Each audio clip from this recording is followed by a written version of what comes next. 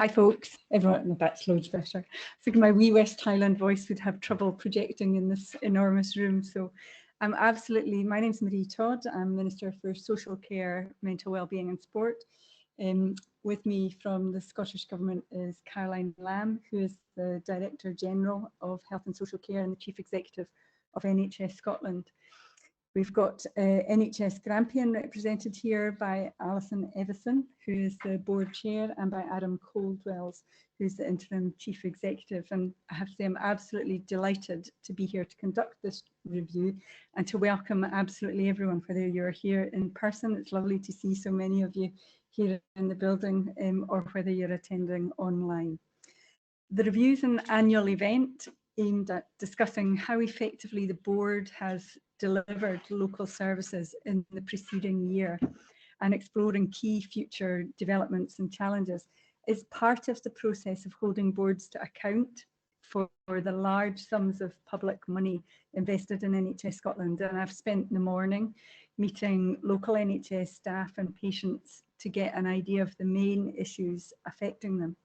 This session is structured around the board's performance in national and local priority areas, and the board chair will undertake a presentation on these.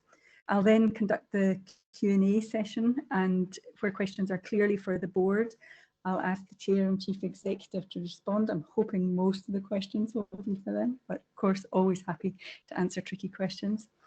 I should be very clear, though, at the outset that it isn't appropriate to answer questions about patient-specific issues in public, and these can be followed up with board officials following the review. Given there's no ability for the people who are attending the session online to ask a question in real time, the board offered the opportunity to lodge a written question in advance. And I understand a number of advanced questions have been received, and I'll put these to the board leadership before taking questions from the floor. There will also be a private session with the board leadership following this meeting. This session will involve a more detailed discussion about local performance, and the main points from this will be covered in the ministerial letter that I'll issue in the coming weeks, and that will be published on the board's website. So I'm going to hand over to Alison for her presentation.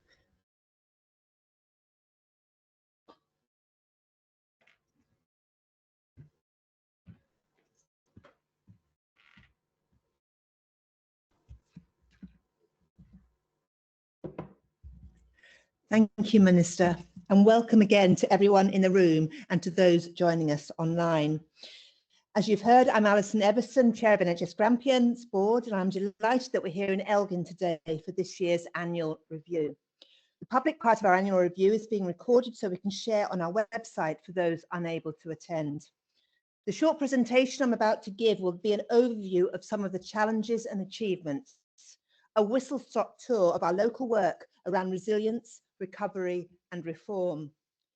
However, I will mention throughout where you can go if you want more information on any issue after today. It has been a challenging year for the NHS across the UK, and NHS Grampian is no exception to this. In the interest of being open and transparent, I will firstly set the context. Slide 2. Firstly, finance. On the screen, you will see some key points related to NHS Grampian's finances. Our total budget is £1.53 billion, and just under 40% of the budget is allocated to our 3 integrated joint boards, Moray, Aberdeenshire and Aberdeen City. NHS Grampian employs just over 17,000 people and is the largest single employer in the north of Scotland. Not surprisingly, staff costs are a major part of our spending. Our projection is for an overspend of our budget of £78 million at the end of March 25. This is a very serious issue for us and underlies everything we are doing as a board. We are stepping up our reform programme and redesigning our services while making efficiencies to regain financial balance. The Scottish Government expects all health boards to achieve the target of a minimum of 3% efficiency savings by the end of March 25. NHS Grampian is on target to achieve this, thanks to the enormous efforts of everyone. Another key challenge for us is the number of hospital beds we have in NHS Grampian. As this slide shows, in 2023, Grampian had 1.4 acute hospital beds per 1,000 population. No other board had less than 2 beds for every 1,000 people. And you can see on the screen where we sit compared to some other NHS boards in Scotland. Grampian has just under 10.7% of the population of Scotland, but only 5.7% of funded beds. No other board has such a large disparity. This is at the heart of our waiting times and unscheduled care difficulties. Our 23 bed-based review programme indicated that we needed at least another 120 beds in our acute hospital settings, and the only way we could substantially improve performance for emergency and elective care was to open more beds. We opened 32 additional beds at Aberdeen Royal Infirmary in 2023 at a cost of £5 million in order to reduce very high occupancy rates and improve patient flow. As was discussed at our last board meeting, planning for the second stage of the bed-based review is underway. However, lack of funding means it is extremely unlikely we will be able to undertake this reform to introduce further capacity at present. We are endeavouring every single day to increase our resilience by maximising bed spaces in our hospitals and to run our system as efficiently as possible given our limited bed availability. And our efficiency has been recognised by the Centre for Sustainable Delivery. But this sustained intensity of effort places pressure on our colleagues across the system, and there are also impacts on the experience for some patients. Moving on to our infrastructure, we have a wide range of challenges with the age of some of our buildings. A list of our most significant infrastructure risks is on the screen. By way of illustration of these risks, we have experienced in recent months 4 failures of our Forester Hill site clinical decontamination unit. This led to the cancellation of over 100 surgical operations. We have a plan to implement measures to keep the unit running until capital funding may become available in future years, which will require a planned shutdown of the unit. On the screen now is a slide to illustrate the geographical area of NHS Grampian, which totals around 33,500 square miles. Whilst an extremely beautiful part of the world, it brings its challenges. One of these is the pool of people we can recruit from. We are some distance away from the central belt, where most of the population of Scotland live. We are working to increase our resilience by efforts to recruit from within and out with our region. An example of that is in the room today with the exhibition table for Wish You Worked Here for the recruitment campaign in Murray. This creative campaign has been very successful, but there are remaining recruitment challenges. The distances also impact on NHS Grampian resources, such as deliveries and travelling time for colleagues. However, the impact on our remote and rural communities is one of which we are very aware, and the topic of transport poverty has been highlighted as a public health issue, which we are working to address alongside our community planning partners. After decades of continuous improvement, the health of the population of Grampian is worsening. The same is happening elsewhere in the UK and in Scotland, as you can see from the graph on the screen. Our population in Grampian is ageing. Many are living with multiple health conditions, and a greater proportion of our working age population is experiencing ill health. Inequalities in health are also widening. People who live in our most deprived areas are spending a much greater proportion of their life in poor health compared to their peers who live in the least deprived areas. More than 21,000 children in Grampian are living in poverty. This equates to 1 in 5 children, and this picture is worsening over time. The Director of Public Health's annual report is available on our internet site if you are interested in more information. There are many factors which influence our population's health, And our reform agenda includes increasing focus on our work as an effective community planning partner, working together effectively across boundaries, disciplines and sectors, and with communities who are experiencing disadvantage and poor health, to achieve a fair and vibrant society where all individuals and communities can flourish. Our newest committee, Population Health, has a huge role in this work. Moving on to our performance to access to care. Our key performance metrics for the year up to the end of March 24, comparing with the year before, are shown on this slide. The only exception to this is the relatively new general practice activity data, but the figure shown of just under 100,000 direct patient contacts per week clearly demonstrates their level of activity. GP practices are facing demand like never before, and there are sustainability issues across our region.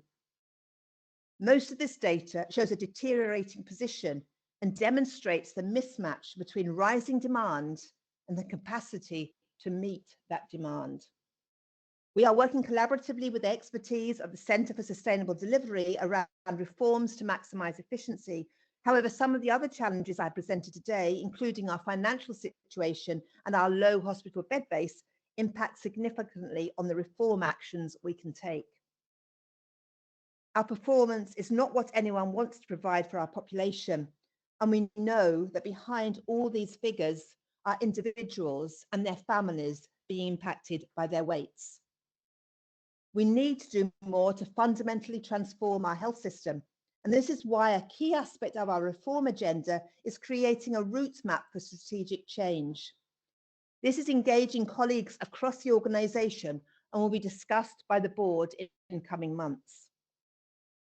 Our detailed performance information is published in our regular board How Are We Doing report, which is available on our website.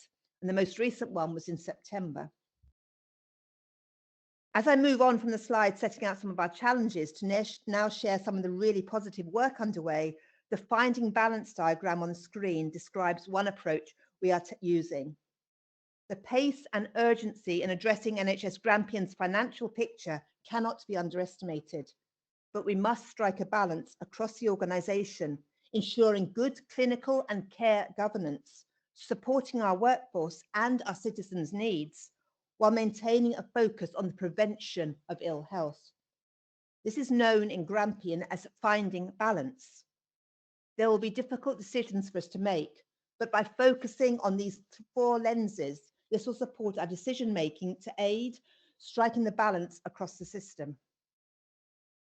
In 2021, NHS Grampian engaged and consulted extensively with colleagues, patients and community partners to design a new strategy for the board. Our ambitious plan for the future is the result and is represented on this slide. The plan for the future aims to transform how and where we deliver care, emphasising that we need to enable wellness as well as responding to illness. As we navigate the challenges facing us in 2024, we know this direction of travel remains the right goal and provides us with the framework for hope and optimism for the future. Again, our internet pages have more information on this. We require short and medium-term objectives to move us towards our strategic ambitions set out in the plan for the future. And our 3-year delivery plan has 3 objectives, which are shown on this slide.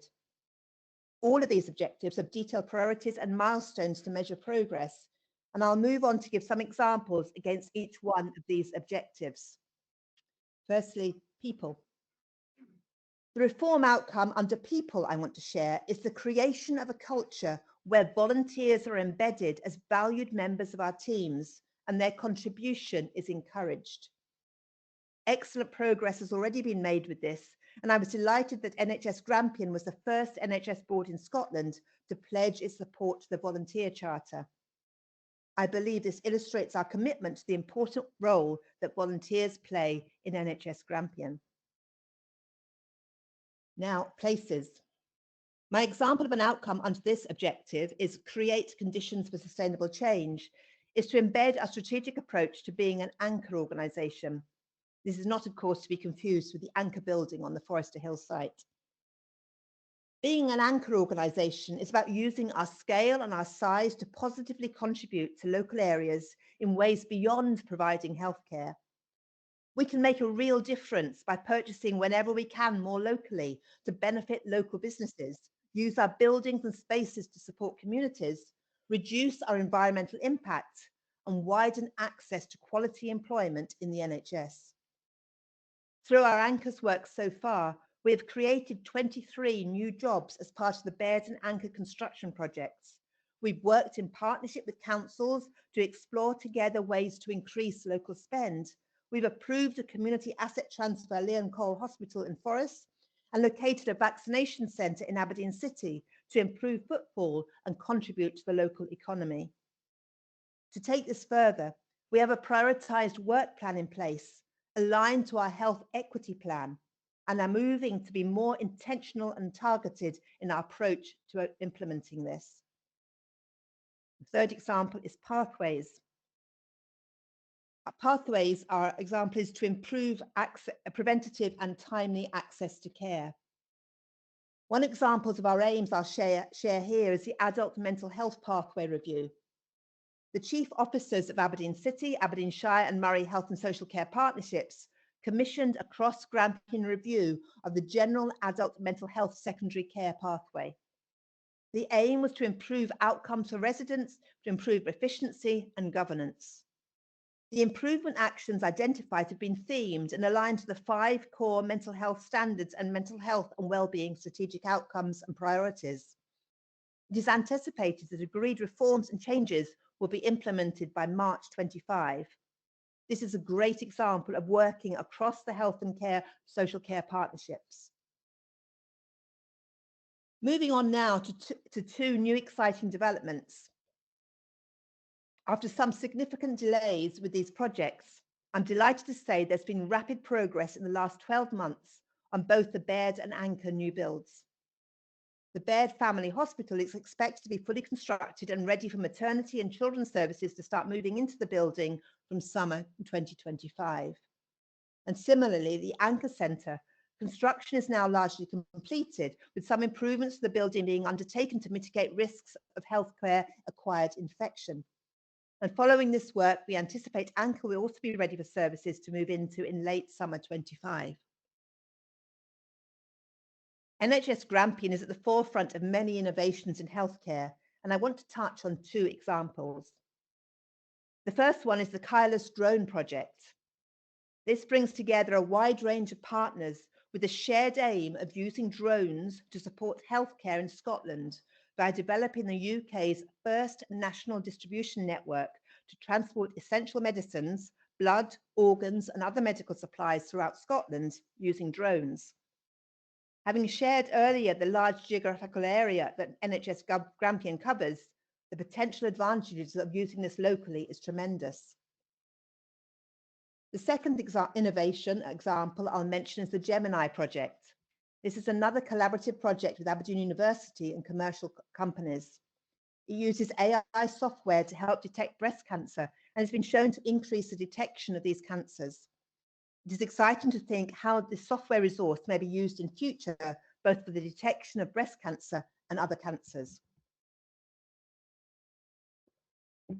In drawing this presentation to a close, I want to draw your attention to NHS Grampian's most important asset, the people who work in diverse and varied roles across NHS Grampian. Across Grampian, a staggering amount of high-quality clinical activity takes place day in and day out. And this is supported by the work of colleagues less visible to the public. I've described some of the sustained pressures that colleagues are working under. And despite that, they continue to give over and above the requirements for their roles. Without them, our future aims for the organisation, including finding financial balance, will not succeed. They are the lifeblood of NHS Grampian, and I want to recognise them in this public meeting today. By way of illustration, we have award schemes running in NHS Grampian. In the nominations for these awards, a key theme is the going above and beyond. The Star Green Award is a relatively new award and recognises excellence with the focus on climate sustainability. An example award winner is the Sewing Room team for their outstanding Make, Do and Mend approach to reduce waste. I wish I could hear more about the work and achievements of NHS Grampians colleagues and teams, but I'm afraid I need to come to an end now, and I'll hand back to the Minister, Mrs. Todd. Thank you very much. Thank you.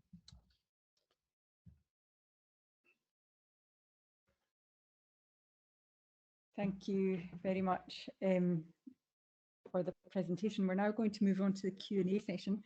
I'm recognising that we started maybe around 10 minutes late, so I would propose to go on about 10 minutes late, if that's okay with everyone.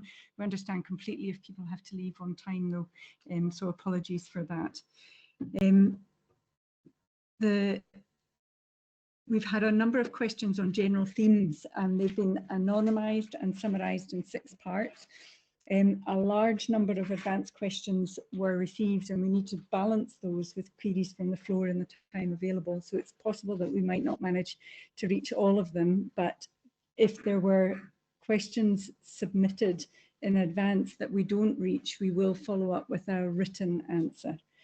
So the first question is from a person with type 1 diabetes asking for details from the board on how many local people are using a hybrid closed loop system, how many are on a waiting list, and briefly what associated improvement plans NHS Grampian has.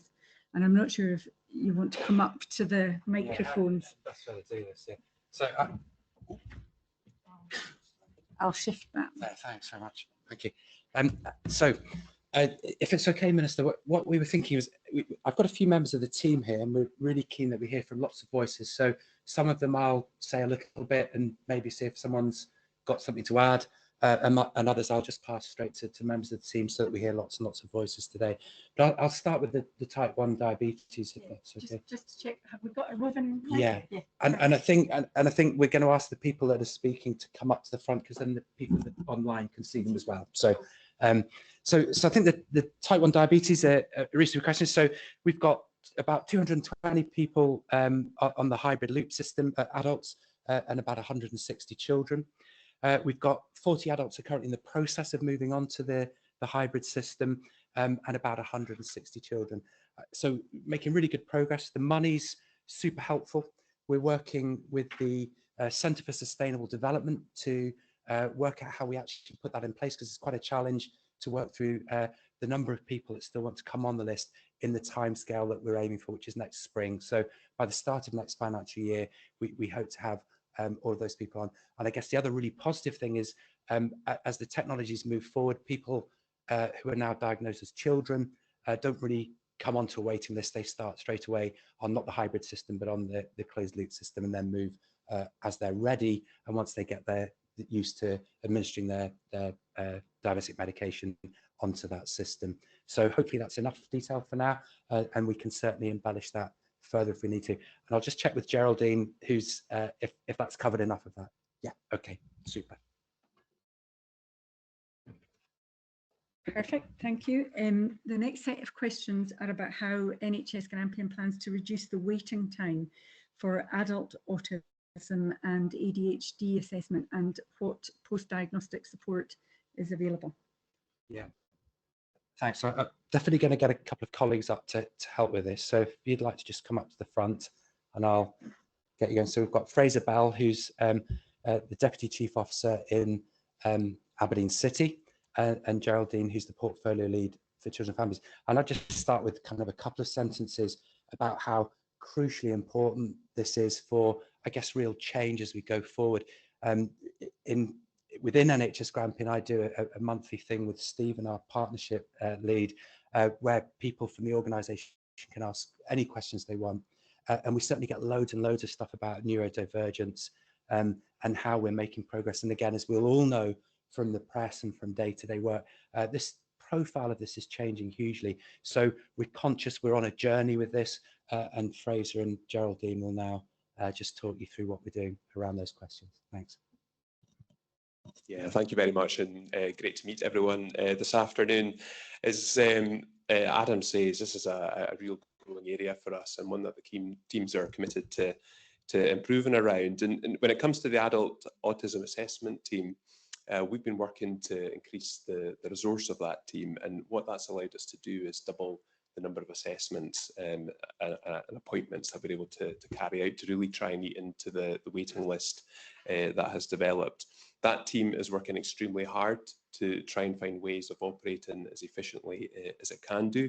And that includes using tools such as a neurodiversity trajectory tool, which aims to help us to try and understand what the demand might be coming down the line and make sure that we can allocate our resource accordingly to try and mitigate any lengthening of waiting lists.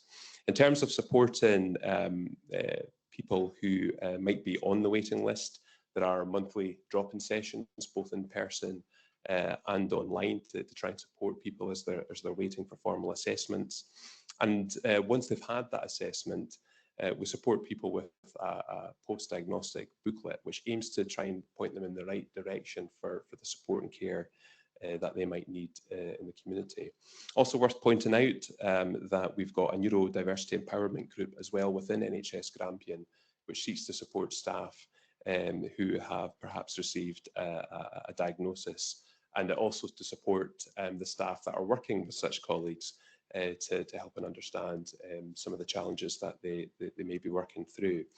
Adam, there was also a question too around waiting lists in terms of ADHD, how we can try and address those waiting lists and support with post-diagnostic support as well. I think it's worth pointing out that prior to 2021, we did not accept referrals for ADHD assessments alone without some form of associated mental illness. So across Grampian, that service wasn't there. But we are aware of a growing demand for that service area, and we're carefully managing our resource across various teams in Grampian to try and address that demand as best we can. Follow-up treatment is provided to those with a positive diagnosis, and again, we try and enable connections with relevant groups and services in the community for folk that may have received a positive diagnosis. Thank you.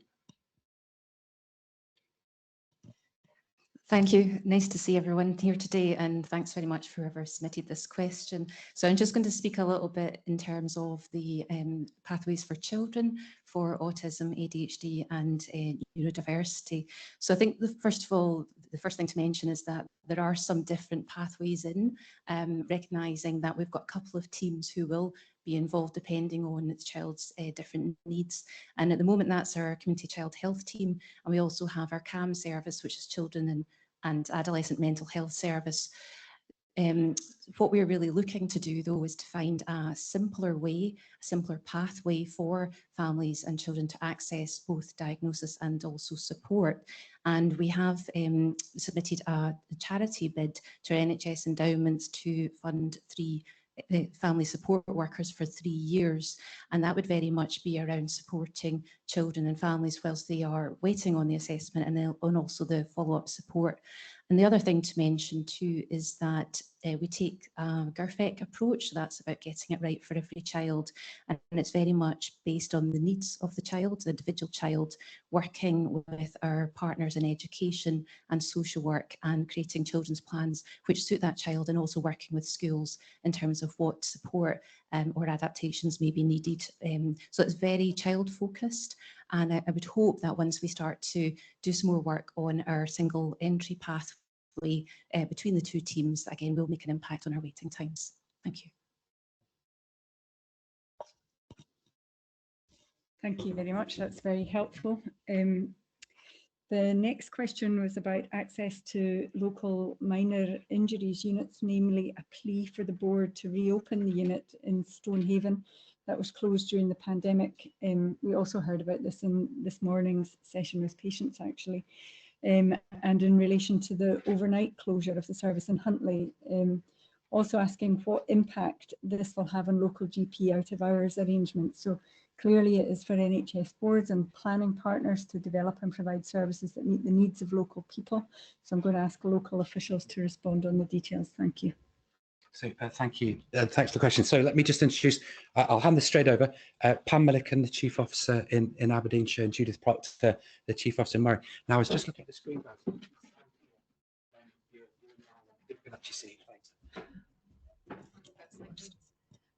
Thanks very much. So I'm answering in relation to the minor injury service. So I cover Aberdeenshire, which this question relates to. So we have minor injury services are delivered in two ways in Aberdeenshire. One is through an enhanced service with GP practices. So each GP practice provides minor injury services, and that is something that there was some stepping down from that during the pandemic, and we're in the process of resetting that up across our GP practices. So that relates to this specific area, which is where that support would come from. And then we also have a minor injury service, which is covered from a number of centres, and people access that through the NHS 111 service. So that can support people out of hours in relation to weekends and during the week through going through 111 for an appointment. But also that going through that route ensures that people are directed to the right care. So a minor injury service might be the right place to go to, or it may be that people will need another service, which leads us on to how we work complementary with the GMED out of hours GP or primary care service, which I think is referred into the second part of the question around Huntly. Thank you. Thank you, Pam. So thank you for the question about GMED.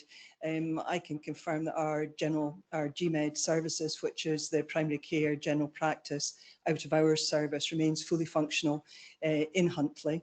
GMED is a service that's accessed through NHS 24, which triages people to the most appropriate response, and that may be a home visit, a visit arranged into the centre, or indeed advice over the telephone. So the service has reviewed its lone working processes in Huntly, but it remains in place as it was before. The service in GMED is also undertaking a review. That's been a long-standing position, and that review is due to report towards the end of this year. We're engaging with the public, with people that use our services, obviously the clinicians who work within the service as well, and our communities, and we'll be engaging with our other integration joint board partners as part of the consultation process as that review moves to its conclusion. So hopefully I've answered that question. Thank you. Thank you very much, both. The next question was about the future of Inch Memorial Hospital, which has also been closed since the pandemic, and any related capital investment for inpatient provision either in Inshore Inveruries Community Hospital, and how the board will maintain Inch Memorial Hospital while these matters are considered. So as before, I will ask the board to cover the local position, but first I think it's appropriate for me to say a few words about the availability of capital funding nationally.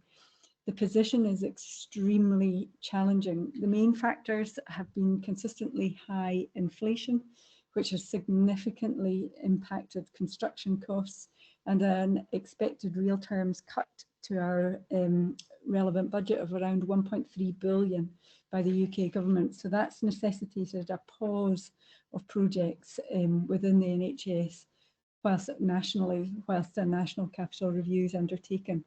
So please be assured that the Scottish Government's focused on trying to find solutions to these challenging issues. We will give very careful consideration to which projects can be included in the revised capital plan, but we must ultimately ensure they're affordable and deliverable. We'll also continue to press the new UK government ahead of their first budget at the end of the month. Halloween's going to be a big night at the end of this month. Alongside organisations such as the IMF, we are pushing for the UK government to commit meaningfully to invest in infrastructure in support of our key public services, including the NHS. So I'll now ask the NHS board team to comment. Thanks very much, and just so pertinent to the Darcy review as well, isn't it? And that whole sense of what's required in infrastructure investment in the NHS as a whole, whichever bit of the United Kingdom you're in. So you've met Pam. I was just going to ask Alan Wilson, our Director of Infrastructure, if he'd be happy to say a couple of sentences about the wider bit of the planning we're doing that the Minister teed up around. I thought that might be helpful for people. Thank you very much, Pam. If you come right in front, and then the camera view is much better. Yeah, thanks. So I'll pick up on the Inch Community Hospital first. So, and I do know that we've got colleagues here today in person from both the Community Council and Friends of Inch Hospital. So I know that it has been a very pertinent and important issue to the local community. So we did undertake a review of the provision for Inch Hospital, and one of the outcomes from that was to look to create a new build replacement service, and that was taken to our integration joint board for the Aberdeenshire Health and Social Care Partnership.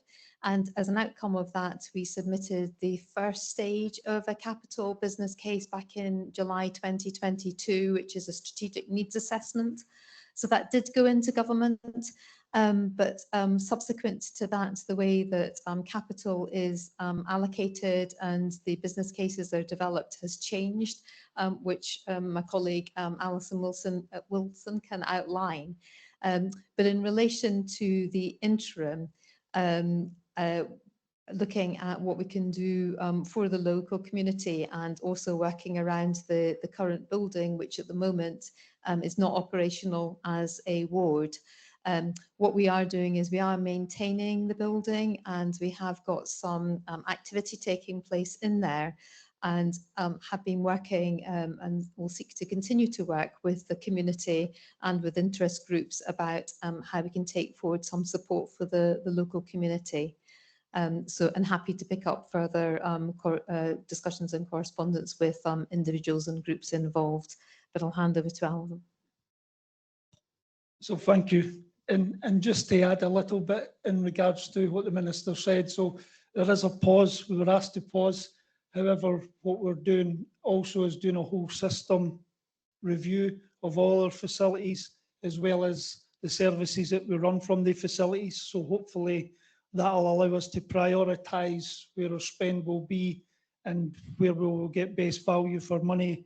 As the Minister says, we're not looking to be putting in individual requests, it's about whole system and how that will work. So the work that's been done in Inch hasn't been work that we won't utilise. We'll be picking that back up again and looking at it, but it will be based on other infrastructure areas that we need to look at. And as we said, the money isn't there as we'd hoped, so we need to make sure we're prioritising in the right places. But again, just like Pam said, I've spoke to a couple of the Friends of Inch, and I'm quite happy to work alongside them on what's the best and how we can support the community, a better use of that building in the longer term.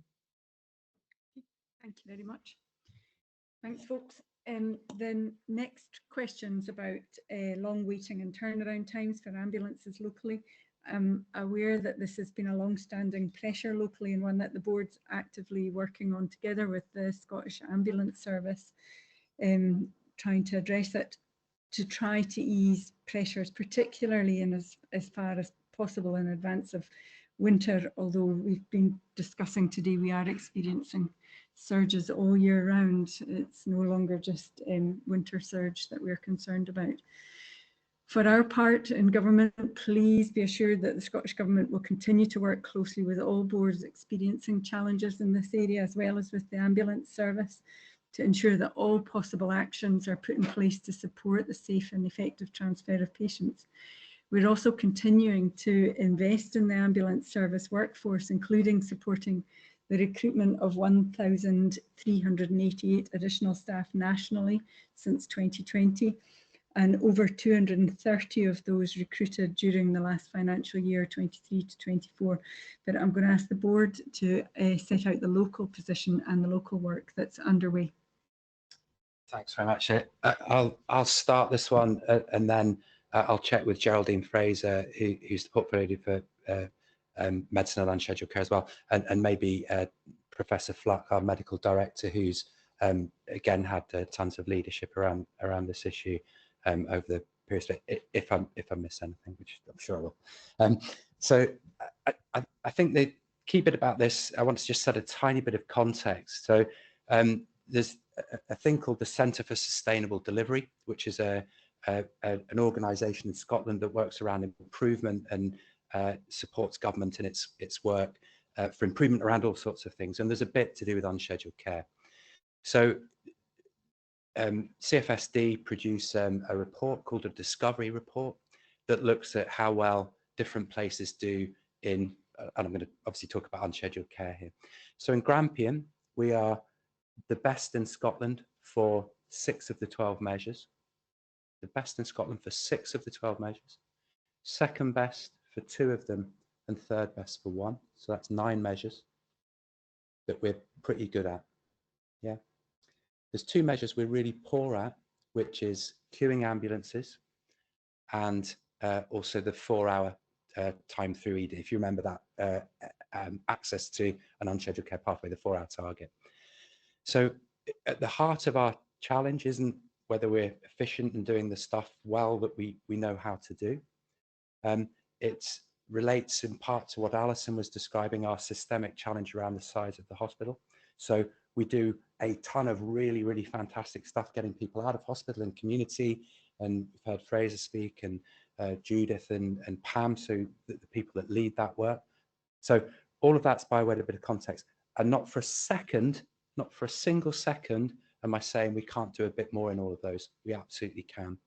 So, but whether they'll close the whole gap, we're not sure. So we're doing some work at the moment with CFSD, with John Burns, who's Caroline's deputy, and a number of clinical staff in government and CFSD, and obviously our team, to see how do we work against those last remaining things to see what the next bit of improvement can be. And then to really establish in a really transparent, clear and honest way whether closing those gaps further to be even better will actually mean that we have no queuing ambulances. When people arrive at the front door, they have a smooth flow into the hospital. Clearly what we'd want for both things. Really, really important. That's the bit of work we're doing at the moment. We've agreed to, with working with that team, to get a plan back to the Minister, sorry, not the Minister, the Cabinet Secretary. I think, no, I meant to your boss. I was talking about to the Cabinet Secretary, to Mr. Gray, in a couple of weeks' time. So that again, we will share very, very openly as we do that. And again, absolutely explaining what are the sorts of improvements we can do as we work at things across the pathway. And that is from things absolutely at the front door, which have the most immediate gearing, right through to things at exit, which clearly is all part of the whole flow that we want to achieve. But there's 20 processes in the way, isn't there? So the things that can change that. So maybe I could check with Nick or Geraldine if you'd like to come forward and add anything. Thanks. If that's okay, just to get that broader view. Thank you. And probably just a couple of points to add to that. Some of you may have heard of the Flow Navigation Centre as well, which we've had a lot of success with, and Call Before You Convey. And this is very much about making sure people access the right care and treatment that they need. And sometimes that isn't coming to hospital, so there may be other ways people can access what they need at home or in the community. So we're doing that, which is going very well. And I think as well, just to touch on, as Adam's mentioned, some of the sort of downstream work is really, really important to this. Quite often, people will see the queue of ambulances and think that the problem is there, but actually it's much more complex than that. So we're all working together really hard to see what we can do differently to try and improve that situation, because obviously we want the best care for our patients and we want our staff to feel safe in their environment as well. And so we are working closely with the Scottish Ambulance Service to start a test of change later this month. And that's very much about learning, trying something different, supporting our colleagues to be able to do that as well. And hopefully we'll evaluate that and see how that works out for ourselves and our SAS colleagues and our patients. But I'll pass over to Professor Fluck now.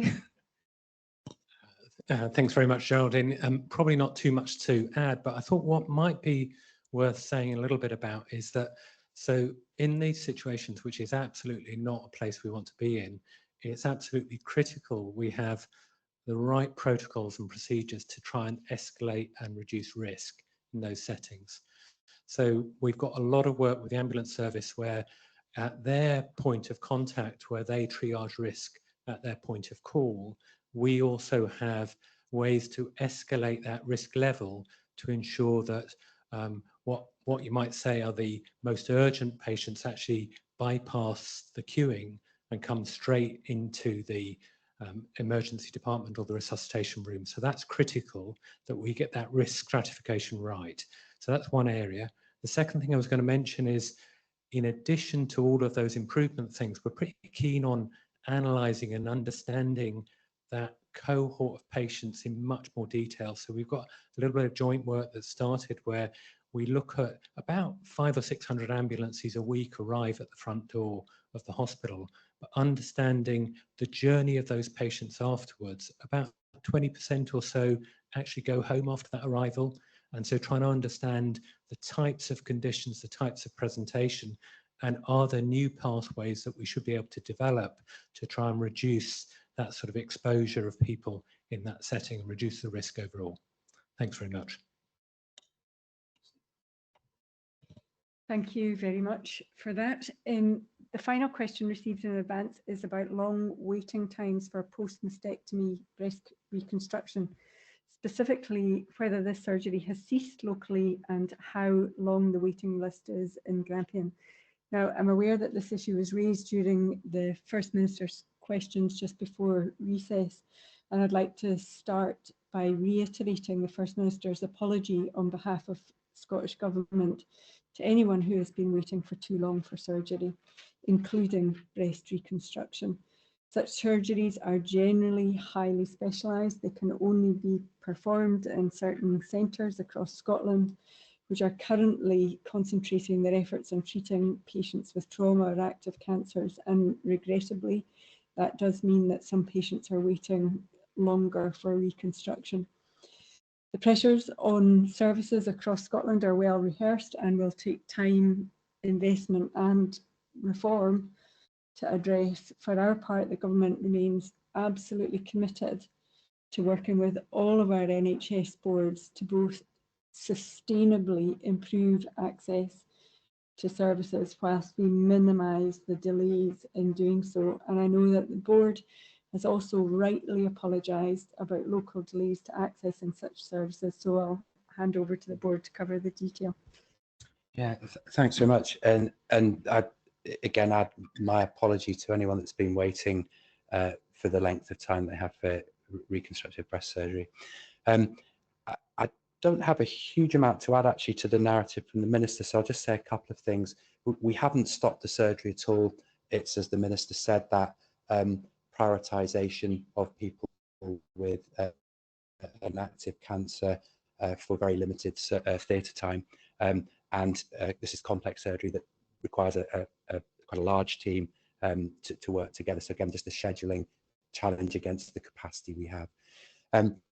We've got 34 women waiting for this at the moment, and I think in a really positive sense, following the government bit, talking to Matthew Toms, who can come and fill in any gaps in a minute, we've got a start of a new plan on the back of a bit of additional resource that should allow us to increase the capacity around this, and that will be a plan that we can absolutely share very transparently and clearly with the people who are waiting to understand how that might change over the coming period of time as that plan gets some flesh on it. So, anything more to add, Matthew? No, is that okay? Thank you. Thanks very much. So if folk don't mind, we'll do another little 10 minutes because we started 10 minutes late. So I don't know if anyone from the floor has any questions that they want to raise.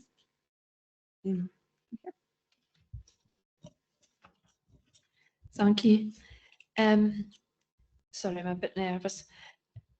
It's approaching the anniversary since our family lodged an official complaint to NHS Grampian. In the past 12 months, neither Dr. Grays or ARI have met any of the target timelines required to complete an adverse event review. ARI have an open line of communication and have explained the difficulties due to staffing, etc., while Dr. Grays do not communicate with us unless we instigate it through our patient representative. Last September, the issue around the handling of complaints was raised during an inspection of Dr. Grays for these very points, yet it would seem nothing has improved. This continuous chasing for updates and answers is taking a dreadful toll on our family, and we are unable to begin to grieve. What is the board doing in respect of complaints and the whole handling of them?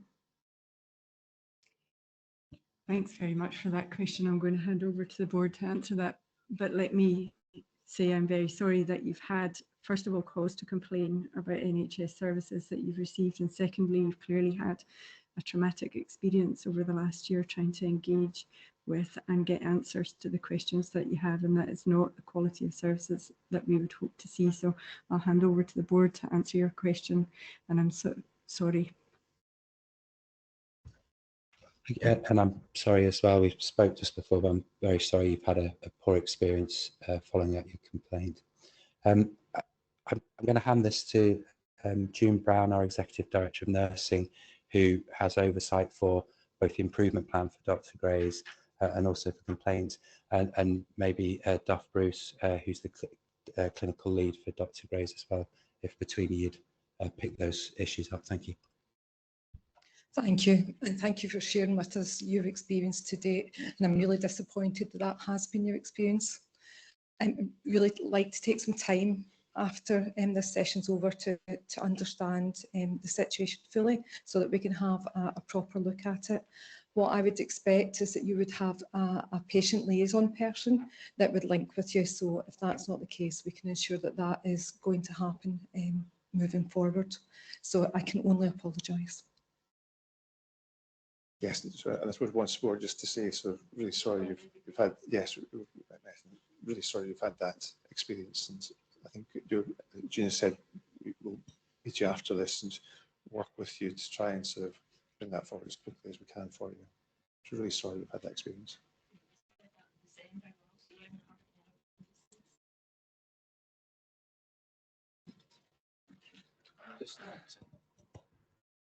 Thanks. Do we have any other questions in the room? This gentleman here with the red tie. Two microphones. I just want to follow up on the question to do with the out-of-hours service, or the MIUs for Huntly, Fraserburgh and Peterhead, and the reduction. Certainly the impression given by the people there is there's a reduction in service.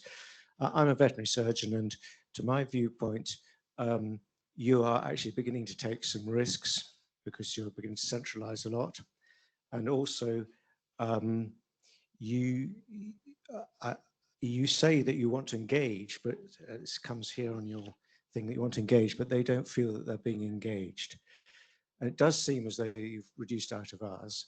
And put in context, I worked for 20 years in practice, and I got 4 zoonoses: Salmonella, Campylobacter, orphan ringworm. There are bugs out there that we have in a rural demographic that you don't have in an urban demographic, and you have E. coli 0157. I think there's a real risk, because if you do a basic risk matrix, that you're moving from a medium risk to a high risk, when you need to attend people more at MIUs. And also on that is the demographic, that you've actually got areas of deprivation in Fraserburgh and Peterhead.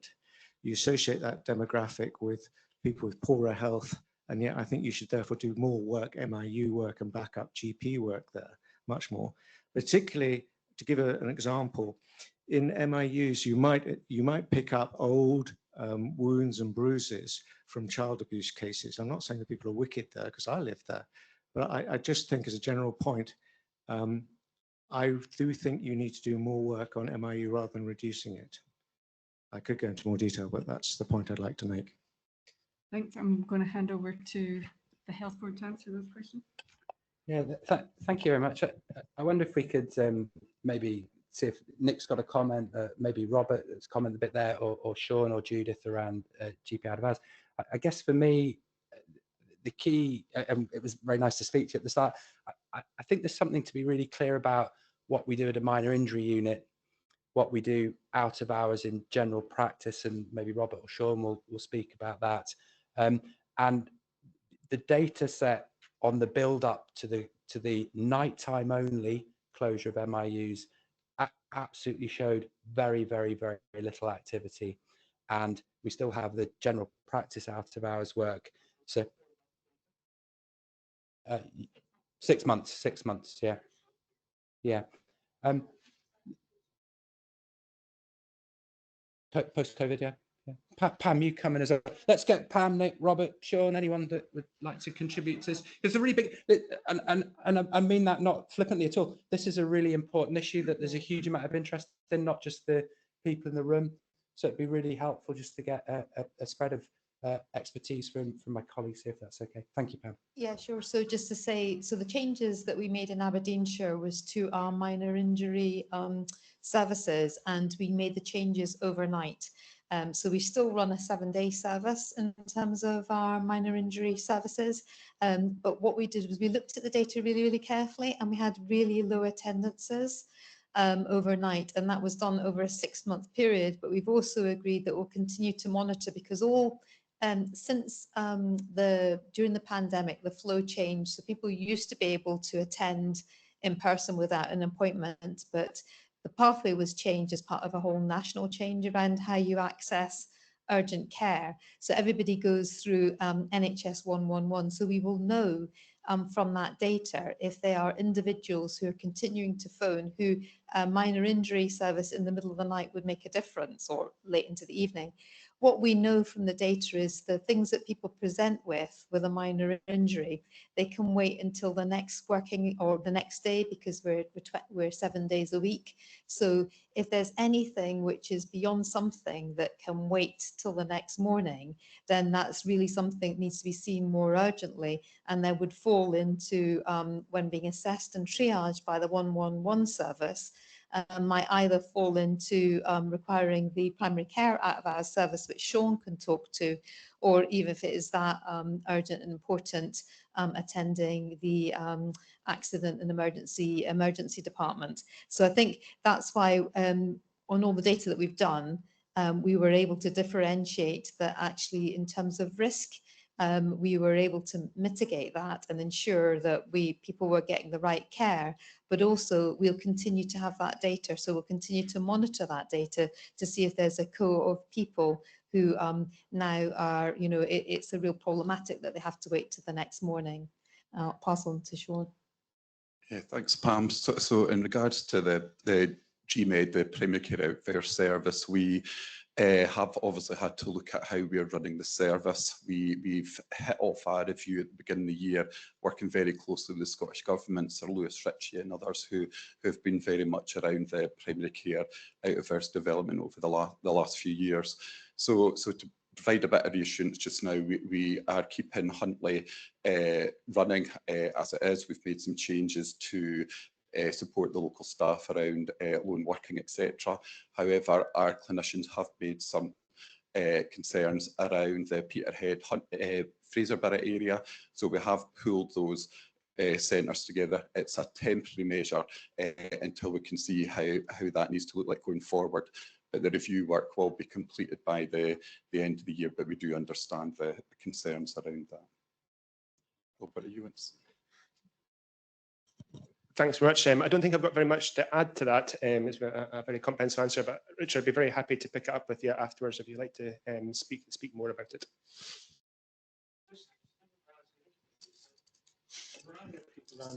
They can't be, from what I hear around about, nowadays people are disengaging a bit, so they're not actually engaging with you. And then a day or two later, they're really sick. So you're on your statistics, you're not going to pick them up as MIU, sort of bruise and so on. You're not going to pick them up as really rather serious cases, okay, later on. So what I'm saying is that as it comes through, the data comes through, and about 3 or 4 years' time, I think you're going to get more, you're going to be spending more money and actually having worse health outcomes, unless you put back that out of hours MIU. That's a personal opinion. Of course, you don't have to take it.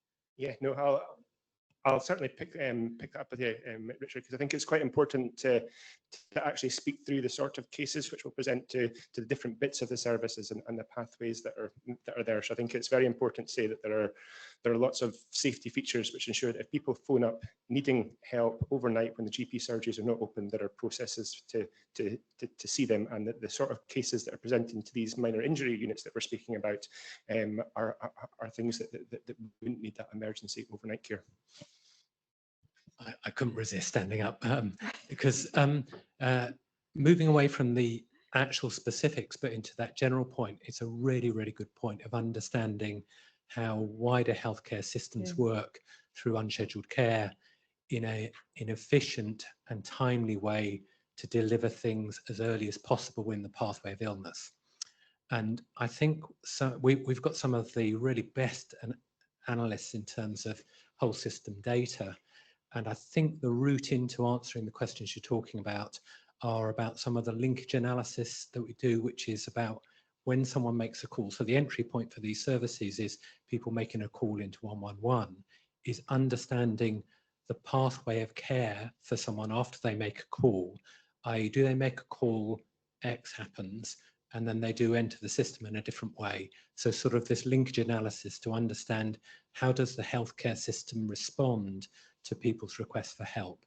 And I think my own particular belief is that we've got quite a complex healthcare system, and definitely we're in the business of trying to simplify it because most things get in more quickly if we simplify things.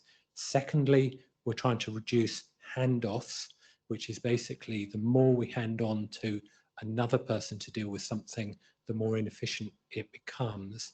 And the third thing is it's something people talk about failure demand, but trying to make sure we address the problem that someone has at the time rather than to displace it into another system.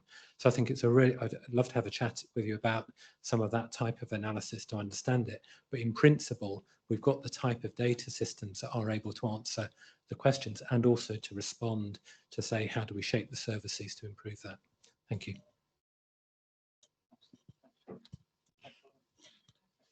Thanks very much, folks. That's a really excellent answer actually to a difficult question that people are wrestling with, I have to say, the length and breadth of the country. So these are challenges that you're facing here in NHS Grampian, but they're common challenges throughout Scotland. So I hope you found it all interesting and worthwhile. My thanks to everyone who's attended, to the board's leadership team and to all of those involved in organising today's event. As I said earlier, I'm going to summarise the key points from all my engagement today in a letter in the coming weeks that will be published on the board's website and viewable to all of the public. So thank you very much, everyone, for coming today. Thank you.